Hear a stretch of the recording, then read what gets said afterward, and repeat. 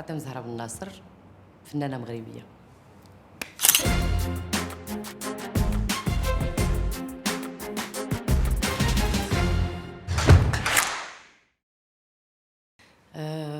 القدر هو اللي جرني للتمثيل. ما أنا الطموح الأول والموهبة الأولى اللي بانت كانت هي الغناء.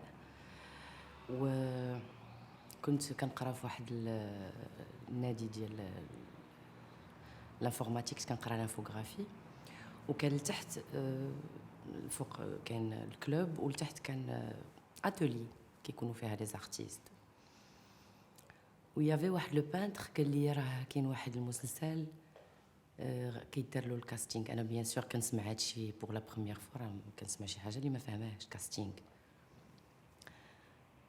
واش تمشي ديري الكاستينغ؟ قلت له لا ما بعيد عليا التمثيل، انا شويه د الغناء وصافي، وندير الكونسيرفاتوار. قال لي يلا ربي يحفظك. هذيك الليله كنفكر واش نمشي واش ما نمشيش. الصباح قلت نمشي. كانت المخرجه هي فاطمه بوكدي، كنوجه لها تحيه كبيره بزاف. مشيت درت الكاستينغ، خداتني فاطمه، بدات الرحله. بيان سور لا سيكونس الاولى دازت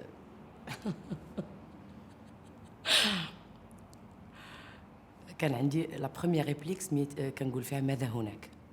خصني نهبط من واحد الدروج كنقول ماذا هناك. الناس بداو مع 6 ديال الصباح حتى لوحده د النهار باقا ما خرجتش ماذا هناك. تبلوكيت لان كنشوف البيرشمان والكاميرامان، وانا نجي عند فاطمه قلت لها عافاك ممكن تخرجي داك مول العصا. قلت لها هذاك السيد اللي داير. قالت لي لا فاطمه زهره، كل واحد هنا كيدير خدمته، كونسونطر توا سور طون طرافاي انت.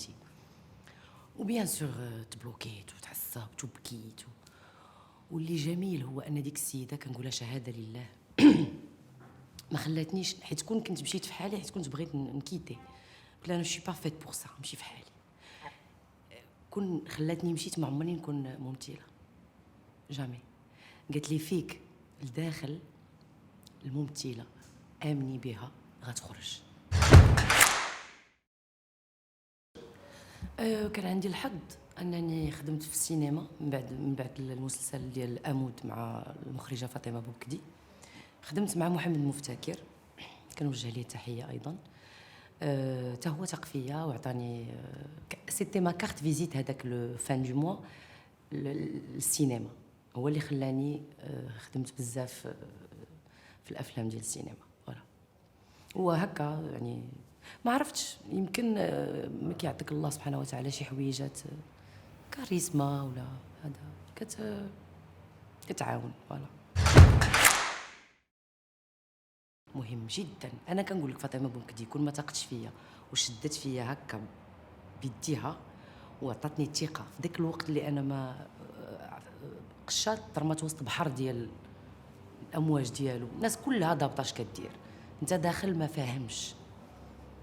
وبتي تابتي يعني ابخي واحد 3 جوغ الحمد لله ربي يسر. خصير الراس يكون صغير وصافي. كاينين بزاف ديال التجارب في الدومين، ممثلين ولا مخرجين اولا دي سيناريست ومخرجين منتجين. وممكن بالنسبه لي انا ممكن نبدل كاع العالم كامل ديال العالم ديال السينما وديال الفن. نقدر نمشي ندير شي مهنه اخرى، ما عنديش مشكل.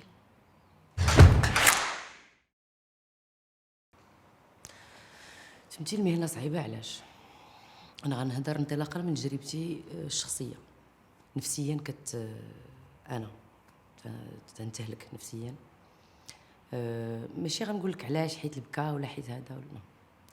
كتحس بان معاك عالم اخر وكينونه اخرى بسميه اخرى بماضي اخر بكاع التفاصيل الصغيره والكبيره ديالها معاك. انت كتولي متفرج، يعني كتلغي ذاتك باش تعطي كل شيء كيان كله لديك الكينونه باش دوز توصل لقلوب الناس. وخصك الصدق.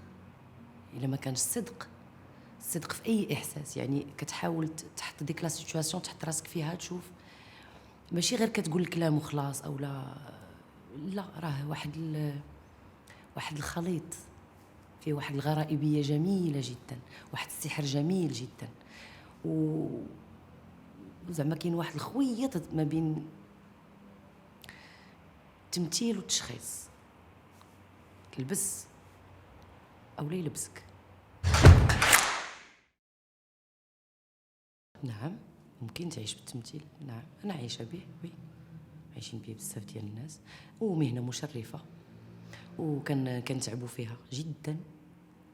كتخدم بالبسيشيك وكتخدم بالجسد ديالك وكلك بيان سور.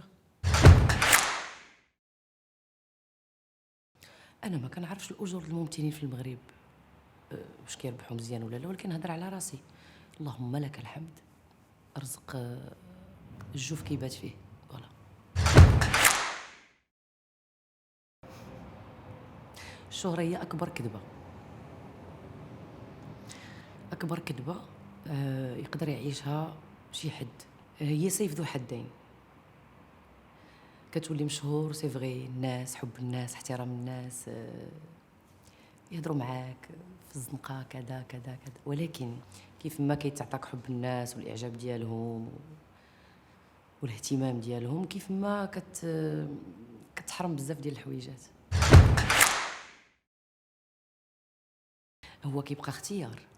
كاينين بعض الفنانه او مشهورين في العالم في جميع المجالات كيبغيو يشاركوا الناس تفاصيل حياتهم. انا ما عرفتش، انا خجوله شويه، ومازال ما تصالحتش مع لا تكنولوجي. مازال ما قادراش نهز تليفون وندير ستوري ولا ما عرفتش. مازال ما عرفتش، ما عنديش ليها جواب. كاين الانستغرام، وي خويا هو اللي مكلف به ماشي انا.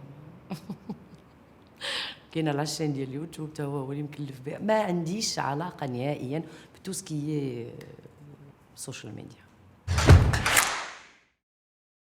بيان سور. زوينه تبقى عندك الموهبه الغناء. ما كتمشيش. فيروز ما شحال في عمرها وباقا كتغني. ما خططتش لهادشي. ما ملي كيجي عمل مثلا غادي نغني فيه او لا هذا كنغني. ما مصدعش راسي بزاف بتخطيط الحياه وداكشي.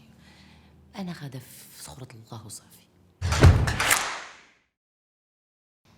ما عليهم الا يتبعوا الحلم ديالهم وما يقلبوا يشبهوا لتا شي حد. كل يقلب على راسو، كل يقلب على طريقه. ما كاين حتى شي فنان كيشبه الفنان اخر او لا. الله سبحانه وتعالى ملي حط النجوم في السماء ما حطهمش متابعين، النجم الاول والنجم الثاني، فرقهم وخلى الخلق ديالو كيتمتع بالنجوم ديالو كاملين. فهكاك الميدان، كل واحد وضوءه، كل واحد وشكله، كل واحد وحلاوته، كل واحد فوالا. غير المهم اللي بغى شي حاجه يتبعها حتى الاخر.